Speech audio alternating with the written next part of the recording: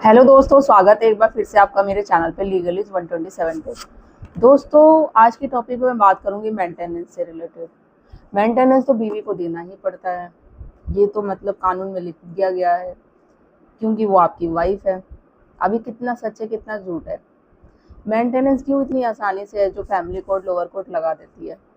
और दूसरा क्वेश्चन ये कि मेंटेनेंस से निकलने का रास्ता क्या है।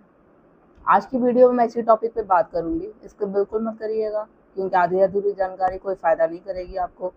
और चैनल पे नए जुड़े हैं तो चैनल को लाइक करना, शेयर करना, सब्सक्राइब करना बिल्कुल मत भूलिए। साथ ही बेल आइकन दबा दीजिए ताकि आपको टाइम टाइम पे मेरी वीडियो की नोटिफिकेशन मिलती रहे। अब देखो दोस्तों, पहला वाला क्वेश्चन है मेंटेनेंस क्यों दे वाइफ को। मेंटेनेंस देखो, बहुत सारे पति है जो मेंटेनेंस नहीं देना चाहते पत्नी को, या मेंटेनेंस चाहते हैं कि कम से कम हो, जो मेंटेनेंस लग गया, क्योंकि जाता ही जब पत्नी मेंटेनेंस का केस करती है आप पे झूठे केसेस लगा देती है, साथ ही साथ मेंटेनेंस जरूर लगाएगी। और कोर्ट यही भाई, कोर्ट में पहुंच गया है तो कोर्ट की वजह से अगर पत्नी पहुंची है, भले उसने झूठे केसेस कर रही है, मेंटेनेंस केस करी है, तो उनका ये होता है कि भाई ये बेचारी है, आई है, इसको तो मेंटेनेंस पति को दिलाना है। अब पति को वो मेंटेनेंस के बदले वो जब दे दिया जाता है ऑर्डर कि आपको देना है, तो वो क्यों एक सजा लगने लग जाती है कि हमने तो कुछ जुर्म भी नहीं किया, झूठे केस भी लगे, ऊपर से पैसे भी हमें देने पड़ रहे हैं, ये कैसा कानून हुआ।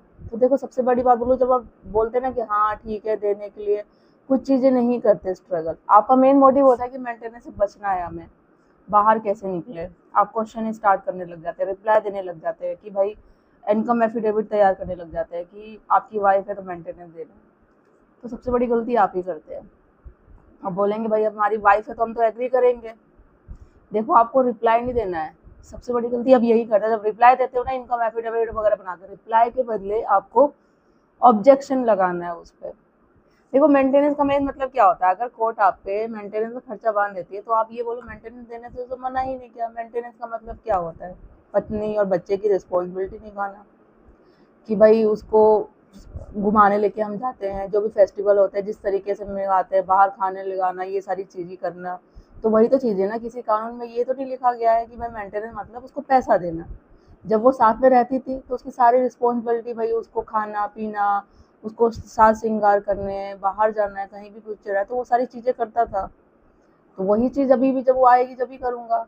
अब वो जब वो वापस आएगी, अपनी मर्जी से गई है, और 125 सीआरपीसी में क्लियर मेंशन है, जो पत्नी अपनी मई के अपनी मर्जी से छोड़ के चली जाती है, कोई रीजन नहीं होता, और जो वो एलिगेशन लगा रही है वो प्रूव नहीं कर पाती है, तो उसको मेंटेनेंस देने का तो वो हकदार है ही नहीं। मेंटेनेंस तो उनको दिया जाता है ना, वो पूरी तरीके से क्या बोलते हैं कि निर्भर अपने पति पर ही हो, और वो अत्याचार सह रही हो, पति की सच में